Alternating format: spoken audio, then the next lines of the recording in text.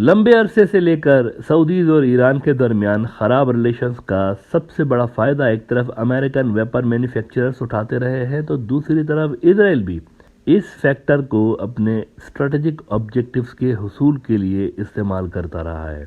Iran का डर दिखा दिखा के अमेरिकन अपना असलहा मिडल ईस्ट के बाकी मुल्कों को बेचते रहे हैं इतने सालों तक, लेकिन चाइनीज जो रीजनल ऑर्डर है मिडल ईस्ट के हवाले से वो जरा अलग लग रहा है।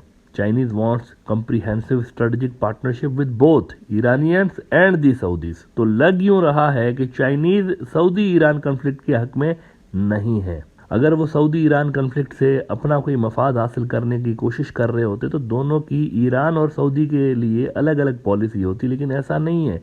दोनों की एक जैसी पॉलिसी है। दोनों जो है इनके कम्प्रीहेंसिव स्ट्रेटेजिक पार्टनर्स हैं। अब पिछले दिनों ये जो मुसाद और CIA की जानिब से ईरान के अंदर रिजीम चेंज के लिए मुजाहरे करवाए गए बकौल ईरान के, इसके बाद ज़रा सा ताल्लुकात सऊदी ईरान के भी डावाडोल कुछ हुए थे, क्योंकि ईरान के अंदर कुछ सर्कल्स मान रहे थे कि मुमकिन है कि सऊदी की भी खामोश हिमायत हासिल हो ईरान के अंदर रिजीम चेंज के लिए। जाहिर एक पुरानी राइवलरी तो है ना दोनों के दरमियान, तो ये एक सोच ईरान के अंदर थी। लेकिन फिर चाइनीज सदर शी जिनपिंग का ये जो अहम तरीन सऊदी विजिट हुआ है पिछले दिनों, और वहाँ पर उसने जो अरब समिट में भी हिस्सा लिया और उसमें वो एक ज़बरदस्त उनके मुआहदात हुए और एग्रीमेंट्स हुए हैं, उसके बाद सऊदी ईरान की जानिब से भी कुछ अच्छे अच्छे स्टेटमेंट्स सामने आ रहे हैं। ईरानी वजीर खारजा जो हैं फॉरेन मिनिस्टर ईरान के, उन्होंने कहा एक दो रोज़ पहले कि हमारी अच्छी दोस्ताना मुलाकात रही सऊदी फॉरेन मिनिस्टर के साथ। फाइनेंशियल टाइम्स ने रिपोर्ट किया कि Iran foreign minister holds friendly talks with Saudi Arabia, और फिर अल जजीरा ने इसी इवेंट को कुछ यूं रिपोर्ट किया कि Saudi Arabia wants dialogue after Jordan meeting Iran minister. Several factors have delayed a sixth round of direct bilateral talks which could be held at the foreign minister level. बल्कि ईरानी जो foreign minister है अमीर Abdollahian, इन्होंने इस हवाले से जो ट्वीट किया वो भी इंटरेस्टिंगली अरबी ज़बान में किया, अंग्रेज़ी में नहीं किया, फ़ारसी में नहीं किया, अरबी में किया। अच्छा, ये एक फ्रेंडली जेस्चर उन्होंने दिखाया सऊदी के हवाले से। ऑल दीज इवेंट्स शोज़ कि ये दोनों मुल्क जो है कंस्ट्रक्टिव डायलॉग्स में इस वक्त इंगेज्ड हैं और दोनों के दरमियान जो बैकग्राउंड डिप्लोमेसी चल रही है वो अच्छे ट्रैक पे है। लेकिन इजराइल के ये नेशनल इंटरेस्ट में नहीं है कि उनका दुश्मन नंबर 1 ईरान इस रीजन के दूसरे मुल्कों से अच्छे ताल्लुकात बनाए। इसीलिए ये एक्सपेक्टेड था कि वहाँ से इजराइल से कोई नया जिन पटारी से निकाला जाएगा। एटलीस्ट मैं ये अंदाज़ा लगा रहा था इन ईरान सऊदी अच्छी अच्छी जो मीटिंग्स हुई उसके बाद कि इजराइल जल्द कोई इस हवाले से बयान जारी करेगा ईरान के ख़िलाफ़, और वही हुआ। इजरायली खुफिया एजेंसी मुसाद के चीफ ने बयान दिया है जुम्मे के रोज़, अभी 2 रोज़ पहले, कि ये जो ईरान है ये तो गल्फ़ मुल्कों के ऊपर हमले की तैयारी कर रहा है। इजराइल नहीं, गल्फ़ मुल्कों के ऊपर, यानी इसमें सऊदी UAE सब आ गए ना गल्फ़ के अंदर। तो ये उन्होंने स्टेटमेंट जारी की है। अरब न्यूज़ को मैं कोट कर देता हूँ। देखिए, रेफरेंस लगाना बड़ा ज़रूरी होता है जब बड़े इवेंट्स होते हैं, तो रेफरेंस बड़ा ज़रूरी होता है।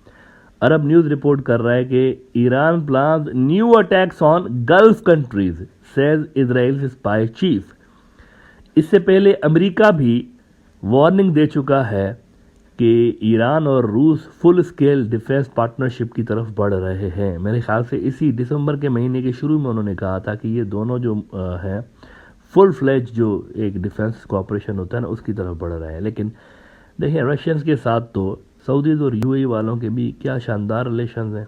अभी हाल ही में आपने देखा UAE के जो सदर हैं मोहम्मद बिन जैद बड़े ज़बरदस्त डिप्लोमेट हैं, बड़े ज़बरदस्त लीडर हैं। ये मोहम्मद बिन जैद रूस गए हुए थे और बड़ा ज़बरदस्त इनका वेलकम हुआ, वहाँ पर रेड कारपेट इस्तकबाल हुआ, और इस विज़िट में भी सऊदी गल्फ़ रिलेशंस मज़ीद दुनिया को मजबूत होते हुए नज़र आए।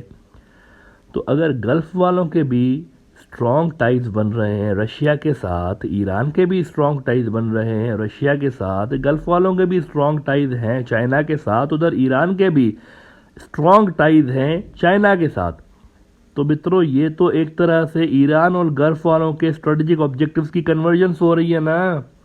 दोनों के इंटरेस्ट आपस में कंबाइंड होते हुए नज़र आ रहे हैं। इससे रशिया चाइना पावर ब्लॉक के हवाले से तो ये तो एक अच्छी डेवलपमेंट है मिडल ईस्ट के हवाले से। बीच में इनके एक दरार रही है दोनों ग्रुप्स के, ईरानी और गल्फ वाले। तो अभी तो दोनों के स्ट्रेटेजिक ऑब्जेक्टिव्स के अंदर हमें एक सिमिलरिटी नजर आ रही है। Why would Iranians want to disrupt this positive trend by attacking Gulf countries as Israeli spy chief is saying? Mossad का चीफ कह रहा है ना कि वो प्लानिंग कर रहे हैं, तो क्यों करेंगे भाई? ईरान को ऐसा करने से मिलेगा क्या? अहम तरीन सवाल है, क्या उनके ऑब्जेक्टिव्स क्या हो सकते हैं ऐसा करने से?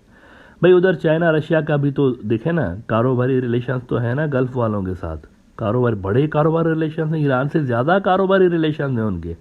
तो ईरान इन चाइनीज़ ऑयल और ट्रेड मार्केट्स को हिट करेगा अगर, और चाइना रशिया आप समझते हैं कि चुप करके बैठे रहेंगे, ईरान को कहेंगे हाँ इनको करो, हमला करो इनके ऊपर? Does that make any sense? UAE Saudi अगर डिस्टर्ब होते हैं ना, तो चाइनीज़ का ट्रेड का उसका क्या होगा भाई? अरबों खरबों डॉलर्स का ट्रेड है चाइनीज़ का वहाँ पर। चाइना का सबसे बड़ा ऑयल सप्लायर कौन है? सऊदी अरब। उसका क्या होगा? चाइनीज़ ऑयल सप्लाई का क्या होगा? ग्लोबल ऑयल मार्केट मुकम्मल तौर पर धपड़दूस हो जाएगी, जिसका असर रशिया पे आना है, because Russians are also part of OPEC plus. तो ऐसे में ईरानी क्यों इतना बड़ा ब्लंडर करेंगे कि वो अपने दो अहम तरीन जो इत्तेहादी हैं चाइनीज़ और रशियंस, उन्हीं के इंटरेस्ट के खिलाफ जाके हमले करें वहाँ पर? क्यों करेंगे? ऑयल की तनसीबात पे अगर हमले होते हैं बड़े लेवल पर, तो इसका असर तो चाइना के ऊपर पड़ेगा ना। चाइनीज़ ऑयल सप्लाई डिस्टर्ब हो सकती है, और अगर यहाँ पे लॉ एंड ऑर्डर की सिचुएशन होती है तो ट्रेड का क्या होगा? जो वॉल्यूम सबसे बड़ा जो ट्रेड पार्टनर है चाइना है उनका मेरे ख्याल से, तो उसका क्या होगा? तो ये जो मेरे हिसाब से बात इन्होंने की है इजरायलियों ने, इसके पीछे ये एक शैलो किस्म का थ्रेट नज़र आ रहा है, कोई बेस इसके अंदर नहीं है। मेरे ख्याल से ये ख्वाहिश ज़्यादा है और हकीकत इसके अंदर कम नज़र आ रही है कि जी बस ये ख्वाहिश है कि किसी तरह से दोनों बस लड़ते रहें जैसे पहले लड़ते रहे मिडल ईस्ट के अंदर। तो इजराइल शायद वही चाह रहा है कि अभी भी वो कंटिन्यू करे लड़ाई।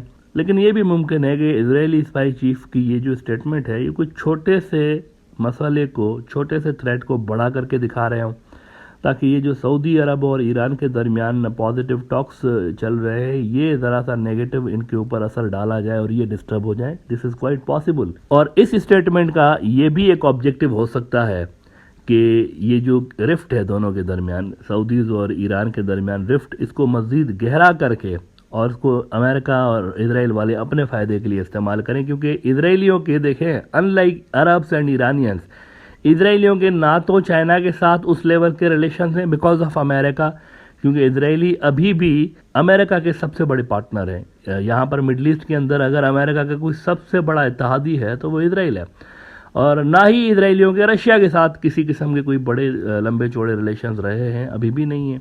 दूसरी तरफ जो अरब और ईरानी हैं उनके हैं, इनके नहीं है। तो देखा जाए तो इजराइल बाकी के रीजन से थोड़ा सा कट ऑफ है, मतलब वो दूसरी तरफ जाते हुए नजर आ रहे हैं, और बाकी सारा का सारा रीजन रशिया और चाइना की तरफ थोड़ा सा टिल्ट होता हुआ नजर आ रहा है।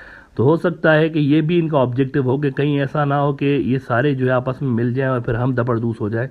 This is also quite possible. लेकिन मेरा नहीं ख्याल कि इस तरह की जो धमकियां हैं और इस तरह की जो थ्रेट्स हैं उस पर सऊदीज़ और ईरानी जो हैं वो कोई ज़्यादा इनको सीरियस लेंगे, क्योंकि वहाँ पर भी जो लोग हैं बड़े ही बेहतरीन दिमाग हैं, बड़े ही बेहतरीन लोग हैं जो कि इनके फॉरेन रिलेशंस और इनकी जो डिफेंस स्ट्रेटजीज़ हैं वो बना रहे होते हैं। अरब्स जो है ना, अरब्स, मैं आपको बताऊं कि इस वक्त जो मिडल ईस्ट के पास लीडरशिप है ना, चाहे आप सऊदीज़ ले लें, चाहे आप यूएई वाले ले लें, शायद मुस्लिम दुनिया के अंदर दूसरी जगह पे आपको नहीं मिलेगी। वो बड़ा स्मार्टली मूव कर रहे हैं। देखें, अमेरिकन के साथ भी एक हद तक उनके रिलेशंस हैं, लेकिन उन्होंने दूसरा जो पावर ब्लॉक इमर्ज हो रहा है, उन्होंने उसकी इमरजेंस को देखते हुए उनके साथ अच्छे रिलेशंस बनाए कि नहीं बनाए। अमेरिका के प्रेशर के बावजूद उन्होंने रशियंस और चाइना के साथ वो खड़े हुए हैं, मतलब कई जगहों पे खड़े हुए हैं। अमेरिका को उन्होंने बिल्कुल भी, यानी उनके साथ अपने रिलेशंस को गिव अप नहीं किया, उनके साथ भी रखे हुए हैं, लेकिन वहाँ पर एक रेड लाइन खींची हुई है उन्होंने कि हमारे जो नेशनल इंटरेस्ट हैं, जहाँ तक अमेरिका उसको सपोर्ट करेगा हम अमेरिका को सपोर्ट करेंगे, जहाँ पर अमेरिकन हमारे नेशनल इंटरेस्ट के खिलाफ आएंगे तो हम वहाँ पर चाइना के साथ खड़े हुए हैं।